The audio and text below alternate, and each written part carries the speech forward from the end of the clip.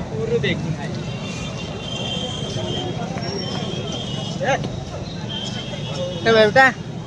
हमारे मैनिफेस्टो में हमने एक युवाओं के लिए क्रांतिकारी काम किया है।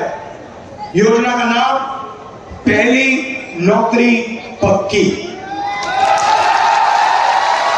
जैसे हम मनरेगा में अधिकार देते हैं रोजगार, तो परमानेंट नौकरी मिलेगी, अच्छी नौकरी मिलेगी। ठेकेदारी आप नहीं करोगे, ठेकेदारी प्रथा नहीं होगी। और जो हमारे किसान भाई हैं, आपको मैं एक मैसेज देना चाहता हूं। आप मेहनत करते हो, मगर जब और दूसरा काम, पहली बार हिंदुस्तान के इतिहास में कानूनी मिनिमम, इससे किसानों को जबरदस्त फायदा होने वाला है। भाइयों और बहनों, होता है तो उसको ये विकास कहते हैं। 250 मिलता है ना? चुनाव के बाद 400 मिलेगा। और जो महिलाएं, शुक्रिया। अब जिस मकसद के लिए हम एकत्रित हुए हैं, कांग्रेस माननीय खड़गे जी का, माननीय जीतू पटवारी जी का, माननीय उमंग सिंगार जी का और माननीय भंवर जितेंद्र कुमार जी का, सबका तालियों की गड़गड़ाहट से हार्दिक स्वागत अभिनंदन करता हूं और आभार प्रकट करता हूं।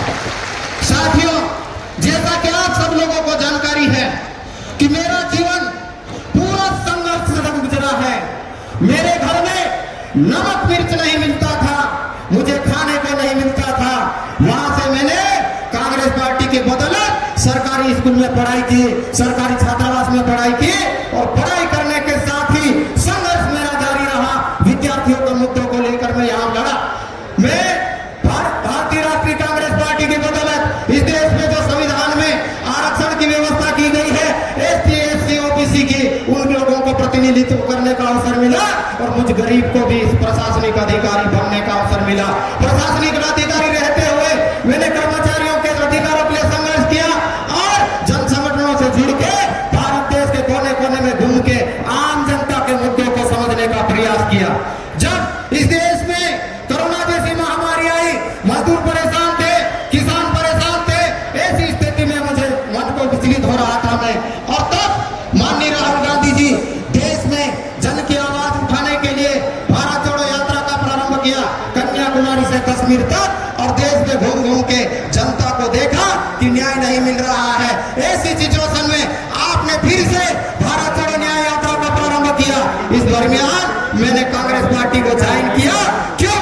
इसलिए कि इस देश में जो भारतीय संविधान की बदौलत देश इकट्ठा हुआ, जन जन जुड़े, एकता और अखंडता की बात हुई, लेकिन आज भी आर्थिक रूप से, सामाजिक रूप से, सांस्कृतिक रूप से देश की भौगोलिक स्थिति को देश के जोड़ने की प्रयास है।